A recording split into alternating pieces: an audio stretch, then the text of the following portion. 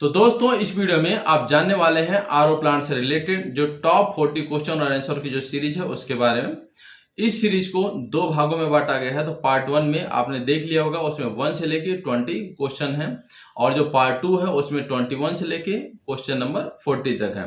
तो पार्ट 1 को अगर आपने अभी तक नहीं देखा है तो पहले आप जाके पार्ट 1 को देख लीजिए, फिर आप पार्ट 2 को देखिए। तो टोटल जो 40 जो क्वेश्चन और आंसर की जो सीरीज है वो आपकी कवर हो जाएगी। ये क्वेश्चन और आंसर बहुत ही इंपॉर्टेंट है, क्योंकि अगर जब कोई भी आरओ प्लांट से रिलेटेड इंटरव्यू देते हैं तो उसमें आपको बहुत ज़्यादा सपोर्ट मिलने वाला है, बहुत ही ज़्यादा आपको हेल्प मिलने वाला है। और जब आप देखेंगे तो आपको खुद ही समझ में आएगा कि हाँ, ये क्वेश्चन बहुत ही इंपॉर्टेंट हैं और अक्सर पूछे जाते हैं। तो ये जो पार्ट 2 जो सीरीज है क्वेश्चन और आंसर की, इसको हम स्टार्ट कर रहे हैं। तो इसमें अपना जो फर्स्ट क्वेश्चन जो रहेगा वो है 21 number. What is the difference between a single pass and a double pass RO system. यानी कि इसे पूछा गया कि जो सिंगल पास आरओ सिस्टम होती है और डबल पास आरओ सिस्टम होती है, इसमें डिफरेंस क्या होता है। तो इसको आप ध्यान से देखिए। In a single pass system water pass through the membrane once. यानी कि सिंगल पास जो सिस्टम होता है उसमें वाटर क्या होती है, मेम्ब्रेन से केवल एक बार पास होती है। While in a double pass system it pass through the membrane twice for increase purity. यानी कि जो डबल पास सिस्टम होता है उसमें क्या होती है, वाटर क्या हो, दो बार मेम्ब्रेन से पास होती है। यानी कि मेम्ब्रेन दो होंगी लेकिन वाटर क्या होगा, वही होगा जो फर्स्ट मेम्ब्रेन से पास होगा वही वाटर क्या होगा, सेकेंड मेम्ब्रेन से पास होता है। जिससे क्या होती है, जो आपको जो परमिट वाटर मिलता है वो ज्यादा ही प्योर होता है। तो जैसा कि आपको इमेज में दिख भी रहा है कि फीड वाटर पहले फीड हुआ फर्स्ट स्टेज में।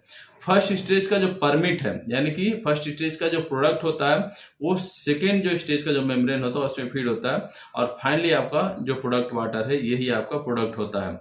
और जो सेकेंड स्टेज का जो रिजेक्ट होता है वो आपके परमिट में से ही कुछ जो इम्प्योरिटी होती है वो निकलती है, तो उसको अगेन क्या होती है, फीड वाटर में मिक्स कर दिया जाता है।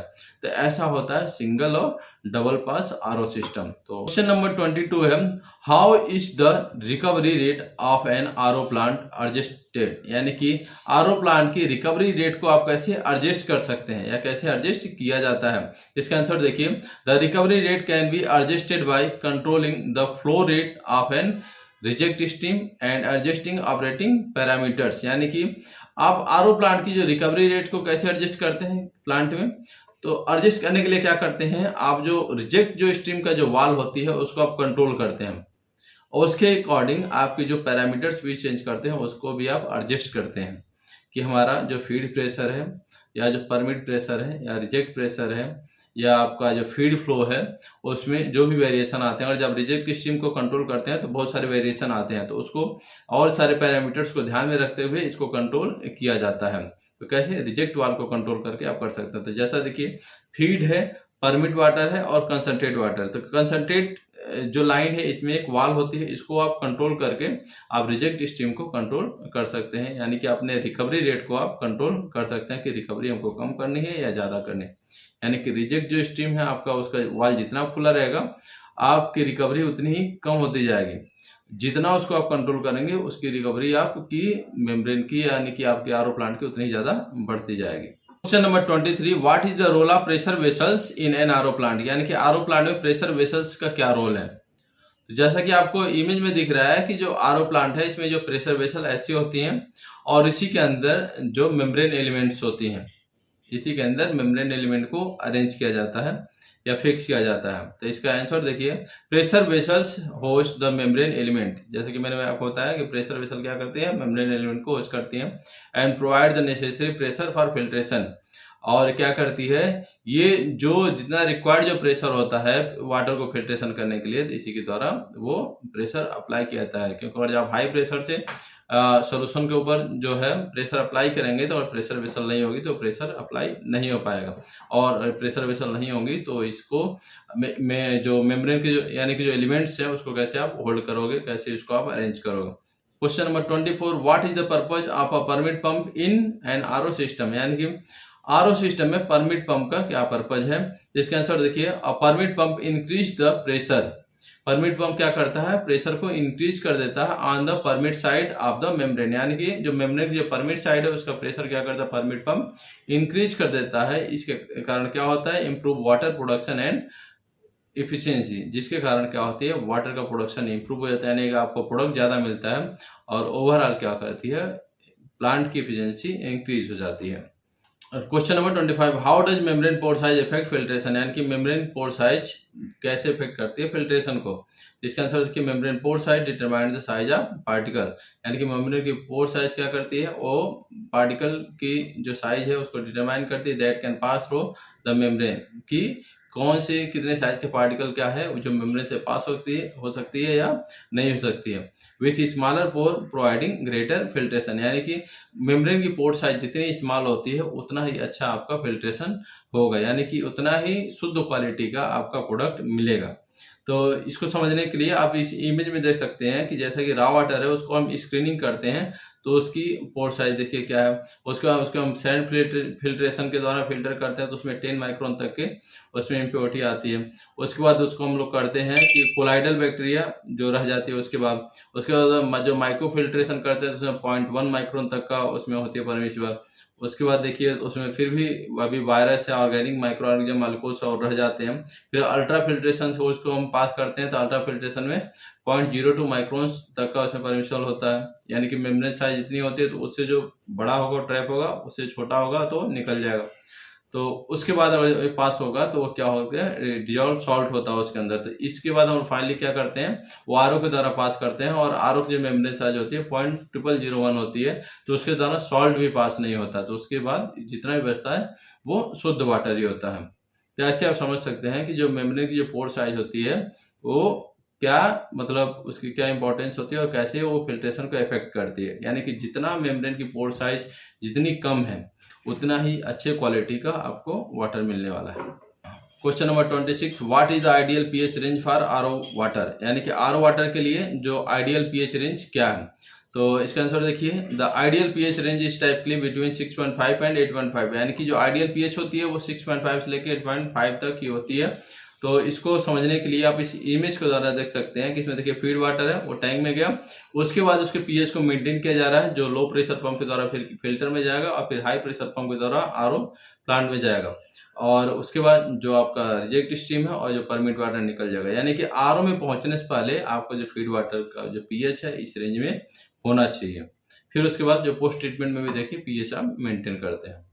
Question number 27, what is the role of conductivity monitoring in an RO plant, यानी कि आरओ प्लांट में कंडक्टिविटी मॉनिटरिंग का क्या रोल है, क्यों मॉनिटर करते हैं। इसका आंसर देखिए, conductivity monitoring help to ensure that the water produced meet quality standards, यानी कि कंडक्टिविटी मॉनिटरिंग से क्या आपको पता चलता है, क्या सहयोग मिलता है कि आपका जो वाटर प्रोड्यूस हो रहा है वो जो आपकी जो जैसे गाइडलाइंस है या जो क्वालिटी जो स्टैंडर्ड्स है उनको मीट कर रहा है या नहीं कर रहा, by measuring its ability to conduct electricity, यानी कि इसकी अगर जब इलेक्ट्रिसिटी जो कंडक्ट को अगर जब मेजर करते हैं तो इससे पता चल जाता है गाइडलाइंस है उनको मीट कर रहा है या नहीं कर रहा, तो इसलिए कंडक्टिविटी बहुत ही इंपॉर्टेंट होती है आरओ प्लांट के लिए। Question number 28, what is the difference between cross flow and dead in filtration, यानी क्रॉस फ्लो फिल्ट्रेशन और डेड इन फिल्ट्रेशन में क्या अंतर होता है, ये देख लीजिए। आंसर है, in cross flow filtration the feed water flow parallel to the membrane surface, यानी कि जो क्रॉस फ्लो फिल्ट्रेशन है इसमें जो फीड वाटर जो फ्लो करेगा वो मेम्ब्रेन सरफेस के पैरेलल करेगा, जैसा कि आपको जो इमेज जो दिख रही है दूसरी वाली जो जिसमें लिखा हुआ क्रॉस फ्लो फिल्ट्रेशन, उसमें देखिए जो फीड वाटर जो फ्लो कर रही है वो मेम्ब्रेन के सरफेस के पैरेलल कर रही है, ठीक है।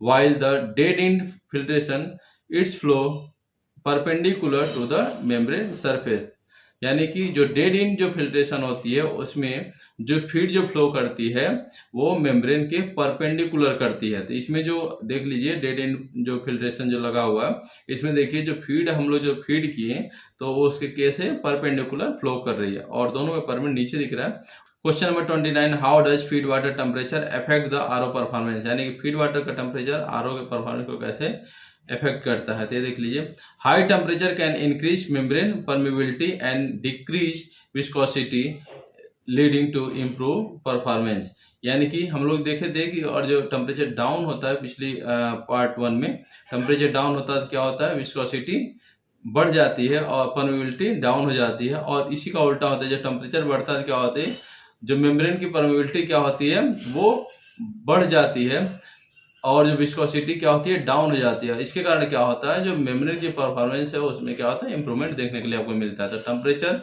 घटेगा और बढ़ेगा, दोनों में इम्पैक्ट दिखता है आरओ प्लांट के परफॉर्मेंस में। Question number 30, what is the purpose of a flow restrictor in an RO system, यानी कि आरओ सिस्टम में फ्लो रिस्ट्रिक्टर का क्या पर्पज है या क्यों लगाते हैं, ऐसा समझ लीजिए। तो आंसर इसका देख लिए, a flow restrictor is used to maintain the desired flow rate. क्योंकि फ्लो रिस्ट्रिक्टर को लगाने का क्या पर्पज है कि आप मतलब जितना फ्लो रेट चाहते हैं उतना ही फ्लो रेट आप मेंटेन कर सको थ्रू द मेम्ब्रेन, यानी कि मेम्ब्रेन के द्वारा कितना आपको फ्लो कराना है उतना ही आप मेंटेन कर सको। एंड प्रिवेंट ओवर प्रेशराइजेशन है, यानी कि जो इतना प्रेशर बिल्डअप कर रहा है तो उसको भी आप मेंटेन कर सको या उसको उससे बचा सको। ठीक है, तो कैसे देखिए, इसमें अगर जो ये है आरओ की पूरी हाउजिंग, ठीक है, इसमें आपको एक प्रोडक्ट निकलता हुआ दिख रहा है और एक दिख रहा है आपको रिजेक्ट। तो रिजेक्ट स्ट्रीम में और जब आप जो प्रेशर को जब एडजस्ट करते हैं, प्रेशर और वहाँ से आप रिलीज करते हैं रिजेक्ट स्ट्रीम का, तो वो जो मेम्ब्रेन की जो ओवरऑल देखेंगे तो प्रेशर आपको कम दिखेगा। जैसे जैसे जो रिजेक्ट स्ट्रीम का प्रेशर आप क्या करेंगे, रिस्ट्रिक्ट करेंगे, यानी कि फ्लो को जब रिस्ट्रिक्ट करते हैं तो ओवरऑल जो मेम्ब्रेन हाउसिंग का जो प्रेशर क्या होगा वो बिल्डअप होगा। और जब आप रिजेक्ट स्ट्रीम के फ्लो को कंट्रोल करते हैं यानी कि रिस्ट्रिक्ट करते हैं तो परमिट आपका बढ़ेगा, और जब रिजेक्ट स्ट्रीम का फ्लो आप बढ़ा देते हैं तो आपका परमिट क्या होती है, कम हो जाती है। Question number 31, how does membrane falling impact RO performance, यानी कि मेम्ब्रेन की जो फॉलिंग होती है वो आरओ के परफॉर्मेंस को कैसे इम्पैक्ट डालती है। तो आंसर देखिए, membrane falling can decrease water production, increase energy consumption and leading to system down time for cleaning. यानी कि जो मेम्ब्रेन की जो फॉलिंग है वो आरओ प्लांट के परफॉर्मेंस को ऐसे मतलब इफेक्ट करते, देखिए जब मेम्ब्रेन अगर फॉलिंग हो जाएगी तो क्या करेगा, वो वाटर का जो प्रोडक्शन, यानी कि जितना वाटर उसे फिल्टर होना था, जितना उसे पास होना था वो पास नहीं हो पाएगा, क्योंकि जो मेम्ब्रेन की पोर साइज है वो चोक हो जाती है। अब मेम्ब्रेन की पोर साइज अगर चोक हो गई तो उससे वाटर को पास करने के लिए ज़्यादा पावर की, ज़्यादा एनर्जी की ज़रूरत होगी, तो एनर्जी कंजप्शन आपका बढ़ जाता है। और इसको आपको रिकवर करने के लिए, इसको मेंटेन करने के लिए आपके आरओ प्लांट को क्या है, शट डाउन करना पड़ेगा और इसको आपको क्लीनिंग साइकिल करनी पड़ेगी। तो ओवरऑल जो इसकी जो क्लीनिंग साइकिल अगर करते हैं तो ये आपकी जो शट डाउन जो टाइम होती है, यानी कि जो डाउन टाइम होती है, ये भी बढ़ जाती है। इस तरह से मेम्ब्रेन की जो फॉलिंग है ये आरओ प्लांट के परफॉर्मेंस के ऊपर इम्पैक्ट डालती है। Number 32, what is the role of pressure gauge in an RO plant, यानी कि आरओ प्लांट में प्रेशर गेज का क्या रोल है, क्या भूमिका होती है प्रेशर गेज का आरओ प्लांट में। इसका आंसर देखिए, pressure gauge monitor the pressure at various point in the system to ensure optimal operating condition, यानी कि आरओ प्लांट में ऑपरेटिंग कंडीशन को चेक करने के लिए कैसे आप चेक कर सकते हैं कि आपके जो फीड वाटर का प्रेशर कितना है, रिजेक्ट स्ट्रीम का प्रेशर कितना जा रहा है, परमिट स्ट्रीम का कितना प्रेशर जा रहा है। तो कैसे आप पता कर पाएंगे, वो प्रेशर गेज के द्वारा ही पता कर पाते हैं कि हमारा जो फीड साइड का प्रेशर बढ़ रहा है कि नहीं बढ़ रहा है, कहीं रिजेक्ट का प्रेशर ना ज़्यादा हो रहा हो, कहीं परमिट का प्रेशर ना ज़्यादा हो रहा हो। तो ये सब मॉनिटर करने के लिए आरओ प्लांट में प्रेशर गेज लगाए जाते हैं और इनकी बहुत ही बड़ी भूमिका होती है आरओ प्लांट को सुचारू रूप से चलाने के लिए। Question number 33, how is the permeate flow rate measure in an RO plant, यानी कि आरओ प्लांट में परमिट फ्लो रेट को कैसे मेजर कर सकते हैं। तो देखिए इसका answer, the permeate flow rate इस टाइप के लिए measure using a flow meter installed in a permeate line, यानी कि परमिट फ्लो को आपको मेजर करना है तो क्या करेंगे कि परमिट जो लाइन है उसमें आप एक फ्लो मीटर लगा दीजिए, तो इससे आपको पता चल जाएगा कि आपका परमिट वाटर कितना निकल रहा है, यानी कि आपका प्रोडक्ट कितना निकल रहा है। Question number 34, what is the purpose of a reject flow control वाल, यानी कि रिजेक्ट फ्लो कंट्रोल वाल का क्या पर्पज होता है, यानी कि जो कंसंट्रेट लाइन में जो कंट्रोल वाल लगी होती है उसका पर्पज क्या होता है, क्यों लगाया जाता है। इसका आंसर देखिए, a reject flow control valve regulate the flow of reject water to maintain the desired recovery rate and prevent membrane damage, यानी कि जो रिजेक्ट स्ट्रीम में, यानी कि जो कंसंट्रेट हम लोग बोलते हैं, उस लाइन में जो कंट्रोल वाल लगाया जाता है तो उसके द्वारा ही आप रिकवरी मेंटेन करते हैं। आप जब भी देखते हैं कि रिकवरी हमको कम या ज़्यादा करना है तो रिजेक्ट जो वाल है उसको रेगुलेट करना पड़ता है, उसको मेंटेन करना पड़ता है, और इसके द्वारा आप जो मेम्ब्रेन डैमेजिंग को भी बचा सकते हैं, उसको प्रिवेंट कर सकते हैं। यानी कि जैसे ही देखते हैं कि जब आप मेम्ब्रेन का जो पूरा प्रेशर क्या है बिल्डअप हो रहा है तो आप रिजेक्ट स्ट्रीम के वाल को थोड़ा सा कम कर दीजिए, तो आपका जो प्रेशर है थोड़ा सा डाउन हो जाता है। तो इससे आप जो ओवर जो प्रेशराइजेशन है उसको भी आप रिड्यूस कर सकते हैं और मेम्ब्रेन के डैमेजिंग को बचा सकते हैं। Question number 35, how does membrane thickness affect RO performance, यानी कि जो मेम्ब्रेन की जो थिकनेस है वो आरओ के परफॉर्मेंस को कैसे इफेक्ट डालती है। इसका आंसर देखिए, thicker membranes generally have higher rejection rate but may also have lower permeability and high energy consumption, यानी कि जो थिकनर जो मेम्ब्रेन होते हैं, जो मोटे जो मेम्ब्रेन होते हैं, उनका जो रिजेक्शन रेट हाई होता है और उनकी जो परमेबिलिटी होती है वो कम होती है।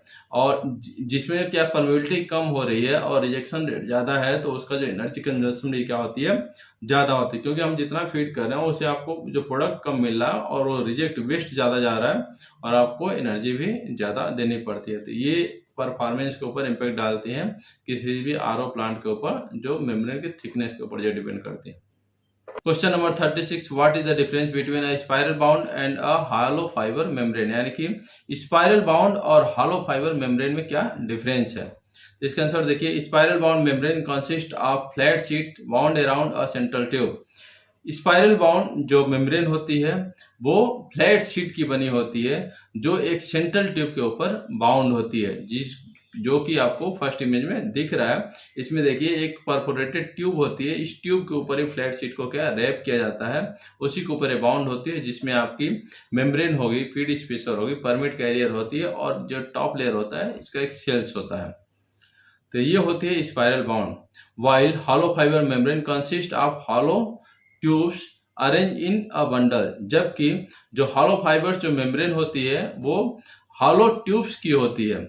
हॉलो ट्यूब की होती है जिसकी जो हॉलो जो ट्यूब्स होते हैं उनका एक बंडल अरेंज करके एक सेल में उसको लगाते हैं, जो कि आपको सेकंड इमेज में दिख रहा है। इसमें क्या है, जितने भी क्या है हॉलो फाइबर मेम्ब्रेन की क्या है एक बंडल बना लिया गया और उसको एक रोल कर दिया गया, एक सेल में डाल दिया गया। तो इस तरह की जो मेम्ब्रेन होती है ये क्या होती है, हॉलो फाइबर मेम्ब्रेन होती है।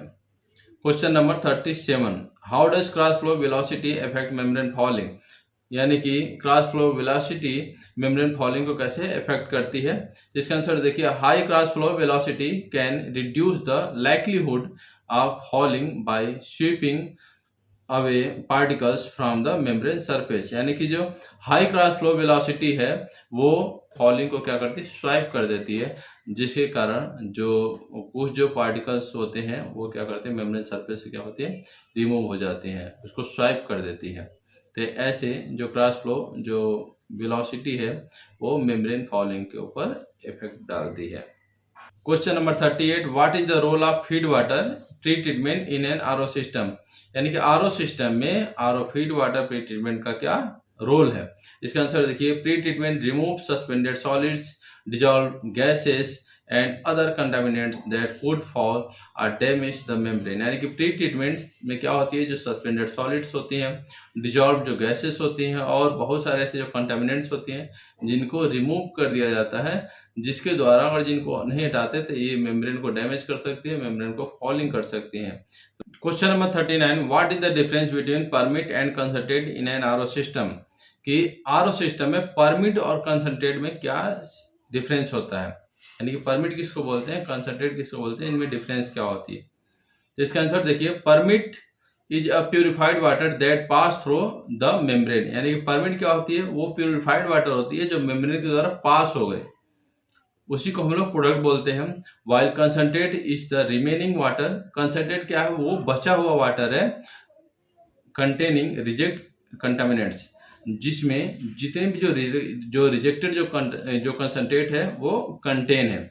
तो इसको सिंपल भाषा में समझा जाए तो आरओ मेम्ब्रेन से जो पास हो गया वाटर उसको हम लोग परमिट वाटर बोलते हैं, और जो भी वाटर जो बच गया और उसके अंदर जो इम्प्योरिटी जो रह गई, यानी कि ऐसा वाटर जो मेम्ब्रेन से पास नहीं हुआ और वो इम्प्योरिटी एक कलेक्ट कर लिया, यानी कि इम्प्योरिटी उसके अंदर रीच हो गई है, तो ऐसे वाटर को हम लोग क्या बोलते हैं, कंसंट्रेट, और इसी को रिजेक्ट भी बोला जाता है, रिजेक्ट स्टीम भी बोला जाता है। तो जैसा कि आपको इमेज के अंदर दिख भी रहा है कि फीड किया हम लोग, जो मेम्ब्रेन से पास हो गया उसको हम लोग बोलते हैं परमिट वाटर, आज जो नहीं पास हो पाया उसको बोलते हैं रिजेक्ट वाटर, यानी कि उसको बोलते हैं रिजेक्ट स्ट्रीम, जिसके रिजेक्ट स्ट्रीम में हाई कंसंट्रेशन होती है, इम्प्योरिटी की, और परमिट में बहुत ही कम यानी कि लो कंसंट्रेशन होती है किसी भी इम्प्योरिटी की या सॉल्ट की। Question number 40, how does membrane material selection impact RO performance, यानी कि मेम्ब्रेन जो मटेरियल का सिलेक्शन आरओ परफॉर्मेंस के ऊपर कैसे इम्पैक्ट डालती है। सर देखिए, different membrane materials have varying chemical and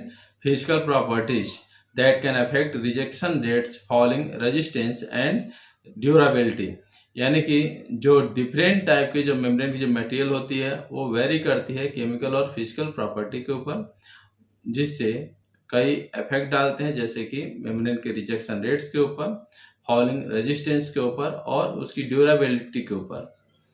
तो दोस्तों ये था अपना जो 21 क्वेश्चन से लेके क्वेश्चन नंबर 40 तक इस पार्ट 2 में एक कवर कर दिया गया, और आशा करते हैं कि ये सभी क्वेश्चन के आंसर आपको अच्छी तरह से समझ में आए होंगे।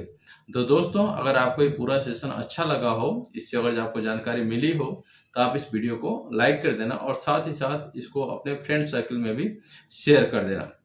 और आप अगर इस चैनल पर नए हो, पहली बार विजिट किए हो, तो प्लीज़ आप इस चैनल को सब्सक्राइब कर देना और बेल आइकन को एक्टिवेट कर देना। मिलते हैं नेक्स्ट वीडियो में नेक्स्ट टॉपिक के साथ। आज के लिए बस इतना है। धन्यवाद दोस्तों। जय हिंद, जय भारत।